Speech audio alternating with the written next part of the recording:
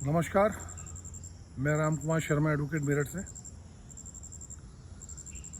Corona महामारी अपना विकराल रूप लेती जा रही है, ये आप सबको जानकारी में होगा ही। 12 लाख से ज़्यादा संख्या पीड़ितों की बढ़ गई है और मृतकों की संख्या भी बढ़ती जा रही है, ये हम सब जानते हैं। लॉकडाउन से पहले प्रधानमंत्री ने कहा था कि इस लॉकडाउन को हम कंप्लीट लॉकडाउन करेंगे और घर में रहेंगे, सुरक्षित रहेंगे, जिससे कि कोरोना की चेन को तोड़ा जा सके। हमने सबने मानकर लगभग 3 महीने से ज़्यादा हमने जो है अपने आप को घर में कैद कर लिया, काम धंधे व्यापार सब चौपट कर दिए, लगभग बर्बादी हो गए। हमने सरकार की बात मानी, लेकिन सरकार ने इन 3 महीने के दरमियान किस प्रकार की कार्रवाई करी है आपको जानकारी है? सिलसिलेवार क्या कर रहे हैं वो? कभी कहेंगे ताली बजाइए, थाली बजाइए, शंख बजाइए, दीपक जलाइए, कोरोना भाग जाएगा। उनके केंद्रीय मंत्री भी आकर इस बात को कहते हैं, थाली बजाइए, ताली बजाइए, कोरोना भाग जाएगा। भाग गया कोरोना?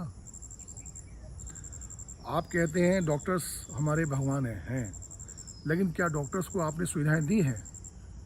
आपने उनको जो सुविधा होनी चाहिए जिससे वो हमारा इलाज कर सकें, ट्रीटमेंट कर सकें, आपने उनको दिया है? नहीं दिया है। ये एक प्रदेश की नहीं है, बहुत सारे प्रदेशों की बात है। बिहार की स्थिति देख लीजिए कि डॉक्टर इसलिए इलाज नहीं कर रहे हैं क्योंकि उनके पास भी सुविधाएं नहीं है। पहले अपनी जान बचाएंगे, दूसरों की बचाएंगे, सवाल उठता है। मेरठ के अंदर व्यवस्थाओं की खामियों के कारण लगातार लोगों की मृत्यु हो रही है।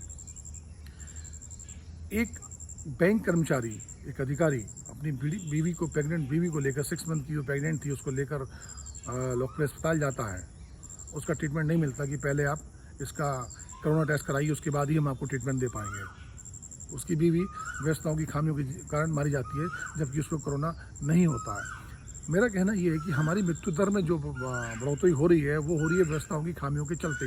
इलाज ना मिलने के कारण ये मृत्यु हो रही है। सरकार क्या कर रही है? सरकार का पूरा फोकस अपने प्रोपेगेंडा पे है। सरकार कहेगी आप 3 दिन खोलिए, 3 दिन बंद कीजिए, या 5 दिन खोलिए, 2 दिन, 5 दिन खोलिए, 2 दिन बंद कीजिए।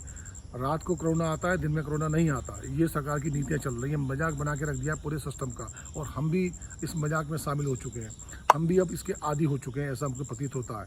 क्योंकि जब तक हम नहीं सचेतेंगे, जब तक हम नहीं चेतेंगे, जब तक कि कोई हमारा आदमी इसमें फंस ना जाए, कोई हमारा घर वाला या हमारा कोई संबंधी इस व्यवस्था की खामियों के कारण मारा ना जाए या पीड़ित ना हो, जब तक हम चेतेंगे नहीं, जब तक मजाक बना के रखेंगे पूरे सिस्टम का। और इस गवर्नमेंट के मजाक में कि मुगरी लाल की हसीन सपने जो देखकर बैठी है कि इस प्रकार की व्यवस्थाओं से कोरोना ठीक हो जाएगा, हम भी उसमें शामिल हैं। हम भी उसमें उतने ही दोषी हैं जितनी सरकार है। हम सरकार से सवाल नहीं पूछ रहे। जनप्रतिनिधि चैन की नींद सो रहे हैं। आप देख लीजिए, मैं पूरे देश की बात कर रहा हूँ, मैं अपने मेरठ की भी बात कर रहा हूँ कि यहाँ देखिए क्या व्यवस्था है। जनप्रतिनिधि कहाँ हैं? क्यों नहीं पूछते? क्यों नहीं सरकार से पूछते? कल ही एक आदेश आया है कि भाई 2 दिन लॉकडाउन के दरमियान भी शराब के ठेके खुलेंगे। क्यों भैया, क्यों खुलेंगे? मंदिर मस्जिद सब बंद किए हुए हैं आपने, काम धंधे सब चौपट किए हुए हैं आपने। आप सिर्फ नशेड़ियों के लिए कि आपकी अर्थव्यवस्था खराब हो रही है और इससे आपको ज़्यादा रेवेन्यू मिलता है, इसलिए आप जो है मदालय खोलोगे, शराब के अड्डे खोलोगे। शर्म नहीं आती? डूब मरिए चुल्लू भर पानी के अंदर, लेकिन वो है ही नहीं, वो शर्म ही नहीं है, तो फिर वो व्यवस्था ही कैसे होगी? इन ठेकों पे क्या कोरोना नहीं आएगा? कोरोना की वहाँ पे वो कोरोना फ्री जोन है ना, उसको लिख दीजिए कि यहाँ पे शराब के ठेकों पे कोरोना नहीं आता है। आप आइए, शराब पीजिए और घर जाइए। ये कहे ना सरकार कि ठेके खोले हुए हैं, वहाँ पे कोरोना नहीं है, मंदिर मस्जिद में कोरोना है, गिरजाघर में, गुरुद्वारों में कोरोना है। कहे इसको, स्पष्ट कहे। यार दिन भर इतनी भीड़ लगी रहती है, इसकी कोई व्यवस्था नहीं है। भाई लॉकडाउन करना है 10, 15, 20 दिन का, एक बार फिर कर लीजिए, चैन तोड़िए, आप टेस्टिंग कीजिए, सुविधाएं दीजिए हॉस्पिटल्स को। आप सुविधाएं नहीं दे रहे हैं, एक मजाक बना दिया पूरे सिस्टम का। और ये टीवी चैनल्स, ये मीडिया जो आजकल हमारी मानसिकता को बदलने का काम करती है, देश का माहौल चेंज करने का काम करती है, ये किस तरह की डिबेट कर रही है?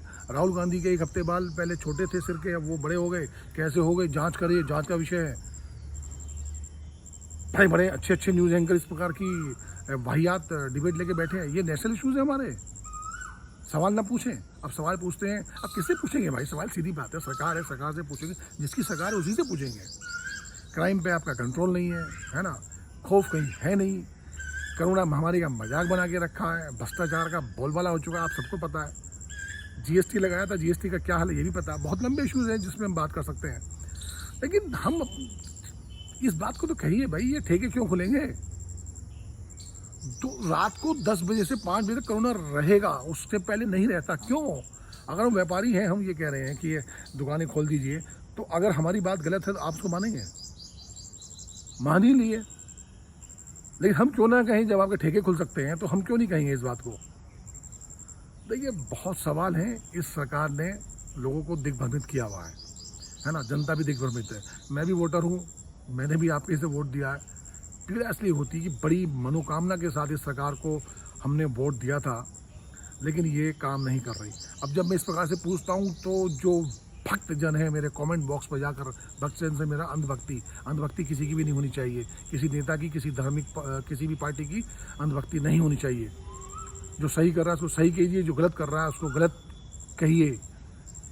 ये नहीं है कि मैंने कुछ कह दिया तो मैं कांग्रेस या मेरा कोई हिडन एजेंडा है या मैं किसी पार्टी से बिलोंग नहीं करता, ना मैं किसी पार्टी में जा रहा हूँ, ना मैं किसी पार्टी में हूँ, और मेरा यही हाल रहा तो मुझे किसी पार्टी को लेने का भी नहीं है। सवाल कीजिए व्यवस्थाओं के खिलाफ, सवाल कीजिए अपने आप को जीवित रखने के खिलाफ, सवाल कीजिए अपने जो परिचित हैं, संबंधी हैं, उनको बचाने के लिए, देश को बचाने के लिए, समाज को बचाने के लिए, व्यवस्था को बचाने के लिए सवाल कीजिए। सवाल करना होगा, वरना तबाही बर्बादी आपका इंतजार कर रही है, स्वागत कर रही है माला लेके, और सरकार इसमें भूमिका निभा रही है। करिए जो करना आपको, सवाल तो बनता है।